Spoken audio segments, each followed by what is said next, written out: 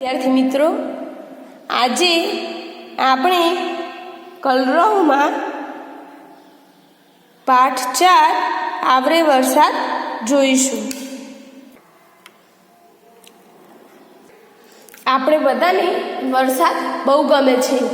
જ્યારે આપણે બધા નાના હોઈએ ત્યારે એક ગીત જરૂર ગાઈએ છીએ. કયું? આવરે વરસાદ કે બરિયો પરસાદ, ઊની ઊની રોટલીને કારેલાનું શાક. ગાઈએ છીએ ને બધા.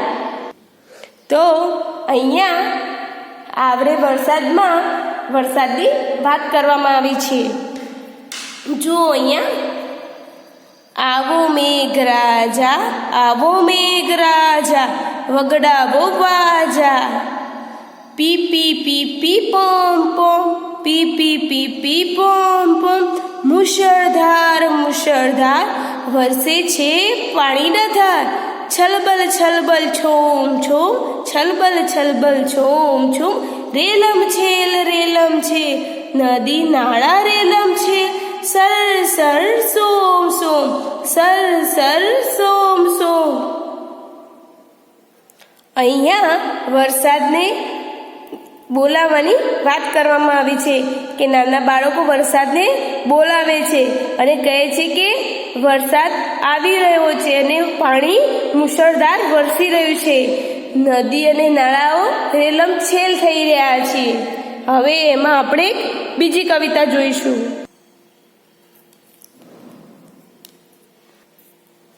વાદળ વાદળ વરસો પાણી, મુજને મજા પડે રમવાની, ઠંડક ઠંડક થાય મારે મન, ટાઢક ટાઢક થાય મારે મન, વાદળ વાદળ વરસો પાણી, જાય નાસી ગરમીની રાણી. તો આ કવિતામાં વાદળને વરસીને બધાને મજા આપવાની વાત છે કે વાદળ વરસે ત્યારે બધાને બાળકોને રમવાની મજા આવી જાય. તમને બધાને વરસાદમાં પલળવાની મજા આવે છે ને? હા, એમ. તો વાદળ વરસે તો ગરમી ભાગી જાય. આપણને વાદળ વરસવાથી ગરમી લાગતી નથી. તો આ કવિતામાં વાદળને વરસીને ગરમી દૂર જતી રહે એની વાત કરવામાં આવી છે. હવે જુઓ પ્રશ્ન. ચિત્ર જુઓ અને સ્વચ્છતા વિશે સમજો. આ ચિત્ર જોઈને તમે તમારા પોતાના અંગોની સ્વચ્છતા વિશે સમજવાનું છે અને શરીરના અંગોની સફાઈનો અભિનય કરવાનો છે. આપણે બધા રોજિંદા જીવનમાં હાથ પગ, નાક, આંખો બ્રશ કરીને દાંત સાફ કરીએ છીએ, કાન સાફ કરીએ છીએ ને, બસ એવી રીતે અભિનય કરવાનો છે. ઓળખો અને રંગ પૂરો. અહીંયા વ શબ્દ આપેલો છે. હવે વને અહીંયા ઓળખવાનું છે અને તેમાં આપણે કલર પૂરવાનો છે. તો વ ક્યાં કઈ કઈ જગ્યાએ છે? અહીંયા ઉપર, અહીંયા અને અહીંયા. તો તેમાં આપણે રંગ પૂરવાનો છે. એવી જ રીતે ર શોધવાનો છે. અહીંયા તો અહીંયા આ ર રહ્યો, બીજો આ. તો અહીંયા રમાં રંગ પૂરવાના છે. એવી જ રીતે તમારે અહીંયા સ શોધવાનું છે અને દ શોધવાનું છે. તેમાં તમારે રંગ પૂરવાના છે. હવે પ્રશ્ન 6. ટપકા જોડો અને લખો. અહીંયા જે ટપકા આપેલા છે તેને તમારે પેન્સિલથી આવી રીતે જોડવાના છે અને એવી જ રીતે નીચે પણ લખવાના છે. જેમ કે અહીંયા આ લીટીમાં આપણે જે ટપકા જોડ્યા તેવી જ રીતે અહીંયા લખવાનું છે. જોયું ને? હવે એવી જ રીતે આ બધા ટપકા જોડીને તમારે નીચે લખવાનું છે.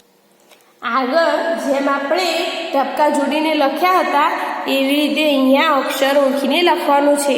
આ છે વ. વને અહીંયા ટપકા રૂપે દર્શાવવામાં આવે છે. તો તેને આપણે પેન્સિલથી લખવાનું છે આવી રીતે. તેવી રીતે રને પણ લખવાનું છે. પછી સ, પછી દ,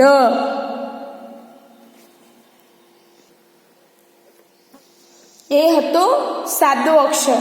હવે માત્રાવાળો અક્ષર, આ છે માત્ર. આ ટપકાને જોડીને માત્ર લખવાનું છે. પહેલા આપણે વ વિશે સમજ્યા, હવે આ છે વે. તો તમારે અહીંયા વે લખવાનું છે આવી રીતે. પછી શું છે? રે. તો રે લખવાનું છે. પછી સે,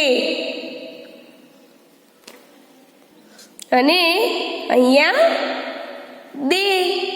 એવી રીતે માત્રવાળા અક્ષરો પણ લખવાના છે. અહીંયા વાંચો અને લખો. તો અહીંયા કયો શબ્દ છે? પહેલા મગ. તો અહીંયા તમારે મ ગ લખવાનું છે. પછી છે માગ. તો અહીંયા માગ લખવાનું છે. એવી રીતે જોઈને વાંચીને સમજીને પછી આપણે લખવાનું છે. મગ, માગ, નમ, નામ, રસ, રાસ, ગજ, ગાજ, નમ, નમે. જુઓ અહીંયા માત્ર આવ્યો ને, અહીંયા સાદો શબ્દ છે નમ. પછી અહીંયા નમે. પછી ગમ એટલે ગમે. જમ, જમે. મન, મને. હવે ઉપરના કોષ્ટકમાં આપણે બધા જે શબ્દો જોયા તેનો ઉપયોગ કરીને અહીંયા કેટલાક વાક્યો આપેલા છે. તો આપણે એ વાક્યોને સમજીને લખવાના છે. જુઓ, નમન ગરમ જમ, નમન ગરમ જમ.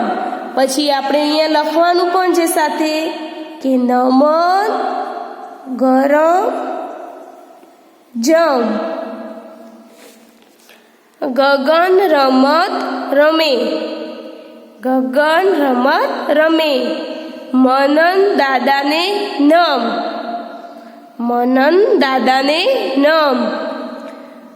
વરસાદ વરસે, વરસાદ વરસે.